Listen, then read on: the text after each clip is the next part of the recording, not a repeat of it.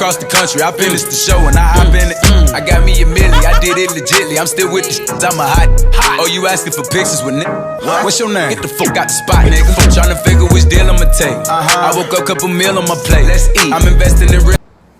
Welcome to Get You a Nurse, episode 2, guys.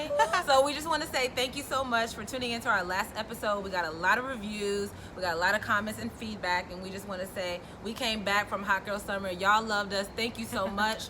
We want to thank everybody who left a comment, especially one follower who had a question of how do we balance our work life and social life with nursing. And I think it's just the great aspect of being a nurse. We work 3 days a week, and that's considered a full-time job. And, you know, find yourself some friends who are also nurses, like my best friends here. And we travel, we party, and we have a great time. So stay tuned. All right, and I would like to give a shout out to my wonderful brother. He did a great job. He's the one that's been editing our videos, and everyone really enjoyed this last video that we saw of season 2 premiere. So thank you, Aaron, Solar Sun Productions. Thank you, Aaron. We love you. I want to shout out to my best friends Marlise and Stephanie, who've been supporting me and shouting me out and reposting me. Thank you guys, love you. And I also want to shout out this unknown commenter that commented on, what did they say? He said your fair-skinned friend, which we didn't know who at first. I didn't know who at first, said that, you know, he loved the video, but somebody needs some help with some rhythm. He said I have no rhythm in the comments. Okay, and to you, sir, I also have no tone. I'm tone deaf and rhythm deaf. So we're going to work on it, we're going to pray on it, we're going to keep it moving, because that's what we do. We're nurses. Make us laugh, Tiff. Okay, that takes us into our nurse joke of the day. Joke of the day. Why don't I find medical puns funny anymore? I don't know. Why? I have an irony deficiency.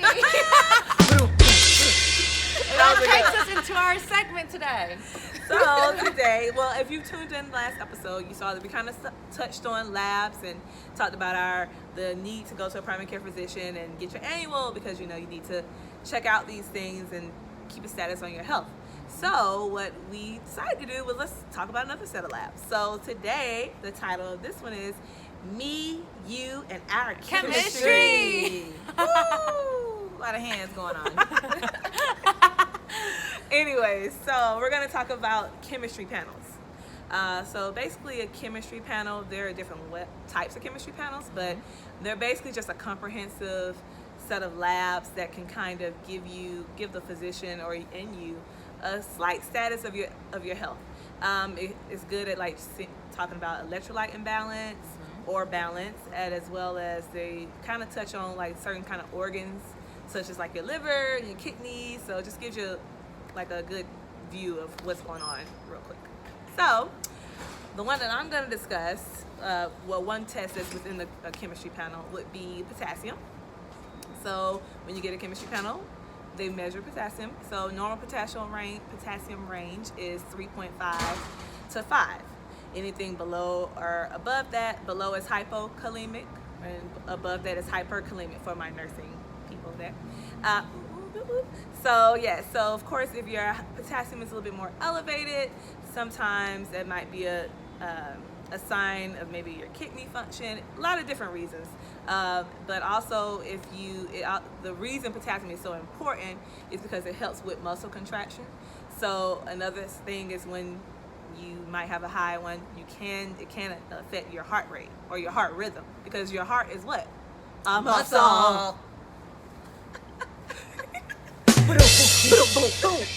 So you don't want it too low or too high, okay? All right.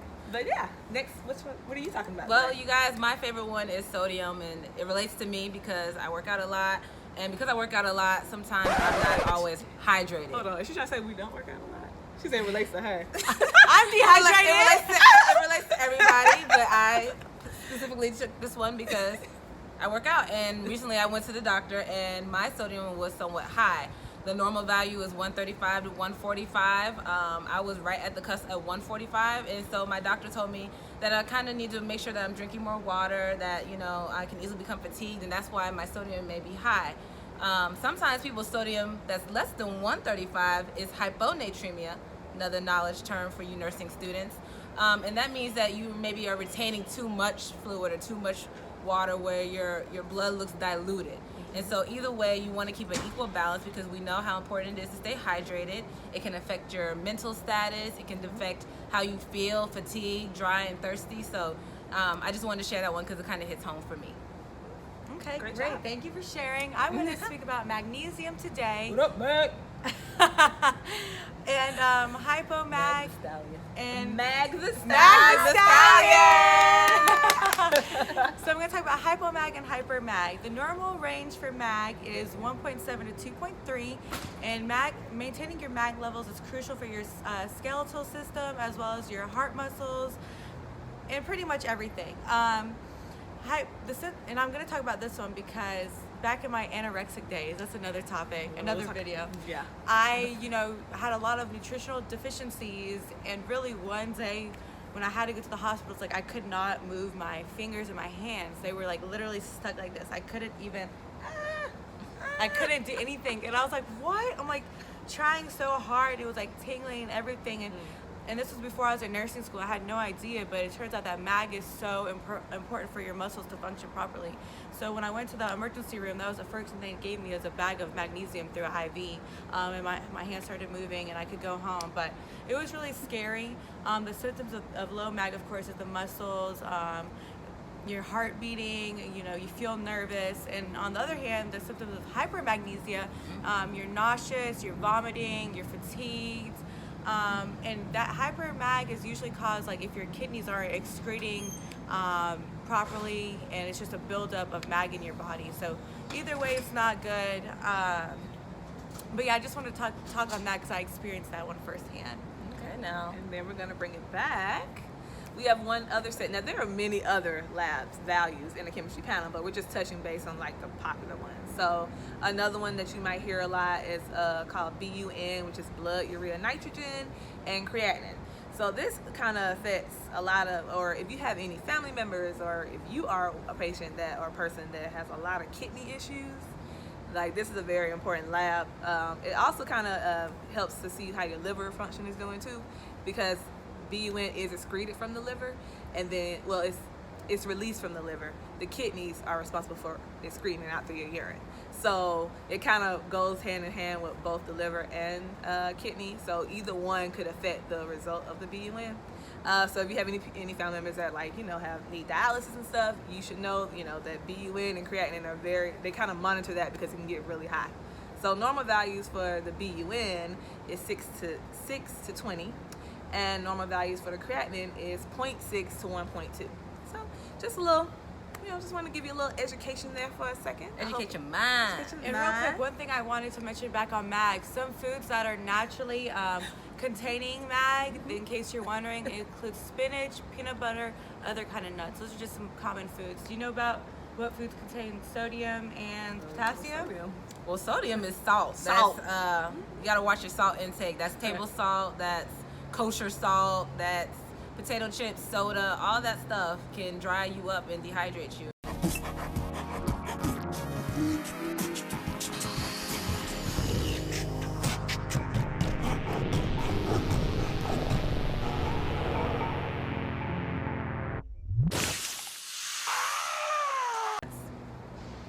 Not a good thing. Exactly. How about potassium? Potassium, was it green leafy vegetables, I believe? And bananas? Bananas. And bananas, Surprisingly, of course. don't have that much potassium. As you think, Wow. actually. Oranges, citric. Yeah, that's about good. That's pretty good there. Also, I Take just that. wanted to know so I can start eating a little better myself. Thanks So again. thank you guys so much for tuning in. I hope you guys really like this video. We're trying something a little different, a little shorter. Drop a comment, like, subscribe below. Spread the word to your friends, guys. We really appreciate it. Let us know what the topic is for next week. Thank you. Stay Bye. tuned. Bye.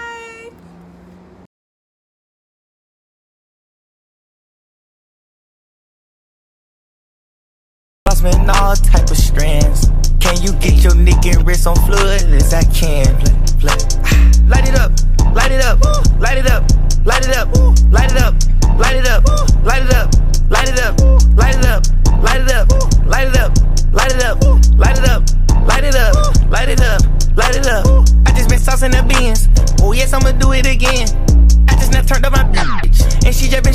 Damn, I can't do nothing with Jesus, and I plan on dying like this.